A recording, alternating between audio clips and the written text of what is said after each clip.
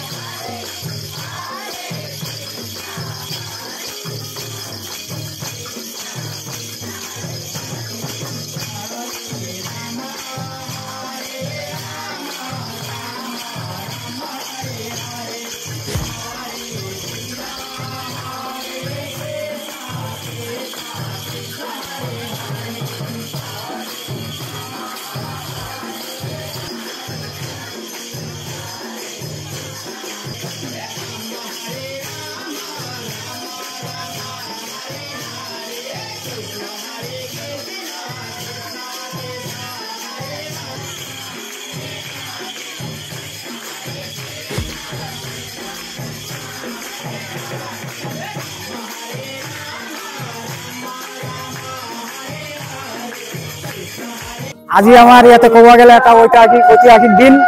ইয়াতে আজি আমি 3দিনীয়া এটা ৰাম পূজা অনুষ্ঠান ইয়াতে আমি কাৰ্যসূচী হাতত লৈছোঁ।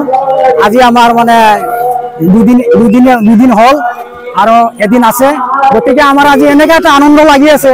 ইমান মানুহ মোটামুটি আমাৰ ইয়াতে 2-3 হাজাৰ মানুহ ইয়াতে বিভিন্ন জনজাতিৰ মানুহ লৈ আমি যিটো পূজা কৰি আছোঁ সকলো জনজাতিৰ মানুহ ইয়াতে মানে উপস্থিত আছে।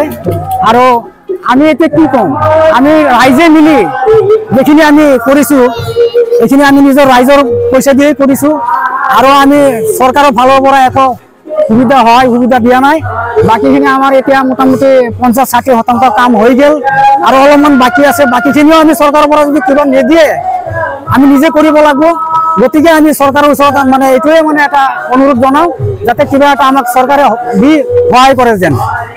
আৰু যোৱা বছৰৰ পৰা আমাৰ এইটো ৰাম মন্দিৰ নিৰ্মাণ কৰি পেলাই আজি উৎসৱ কৰি আছোঁ। আজি 2 বছৰ হ'ল।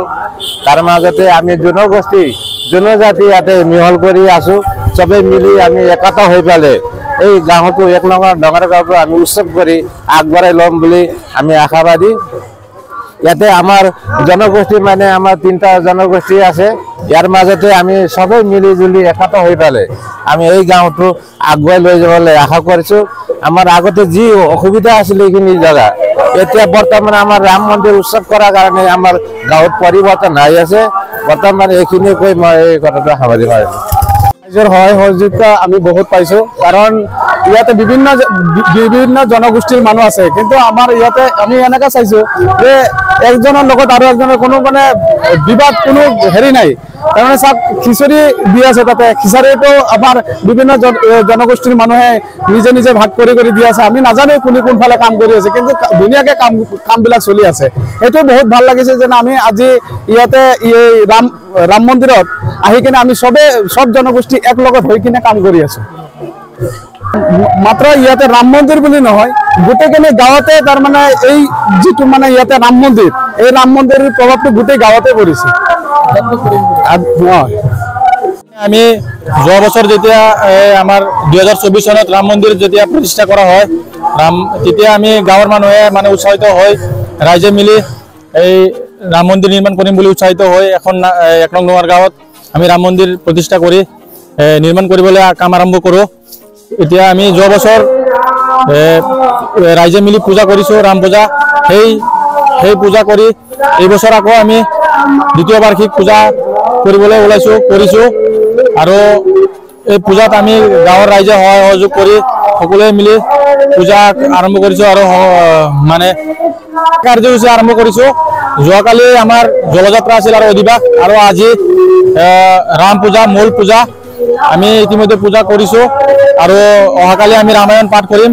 আৰু বিশেষ এটা কথা আমি এই মন্দিৰখন নিৰ্মাণ কৰিবলৈ ৰাইজে মিলি মানে সহযোগ কৰি গাঁৱৰ সকলো ৰাইজে মিলি গাঁঠিৰ ধন খৰচ কৰি মোটামুটি 5 লক্ষাধিকৰ অধিক টকা আমি খৰচ কৰি মন্দিৰৰ কাম 40% নিৰ্মাণ 40% আমি কৰিবলৈ সক্ষম হৈছোঁ। আৰু এইখিনিতে আমাৰ কোনো ধৰণৰ মানে চৰকাৰী সহযোগিতা আমি এতিয়ালৈকে মানে চৰকাৰৰ পৰা আশা মানে পোৱা নাই এতিয়ালৈকে। ইতিমধ্যে যোৱাকালি আমাৰ সন্মানীয় EM ছাৰ ধৰ্মনাৰায়ণ দাস ডাঙৰীয়াৰ আমি মূল দুৱাৰ মানে উদ্বোধনী কৰিবলৈ তেওঁক নিমন্ত্ৰণ জনাইছিলোঁ আৰু তেওঁ আহিছিলে আমাৰ ইয়াতে। তেওঁ ঘোষণা কৰিছে যে আগন্তুক দিনত 3 লাখ টকাৰ এই চৰকাৰী অনুদান বা সাহায্য আগবঢ়াম বুলি কৈছে। তো আমি বহুত সেই কথাখিনি শুনি আমি আনন্দিত হৈছোঁ, মানে আশা কৰিছোঁ যে আগন্তুক দিনত আমি ভাল ফল পাম বুলি। তামোলপুৰৰ পৰা সুমন গড়টোলা ৰিপৰ্ট অসম টুডে।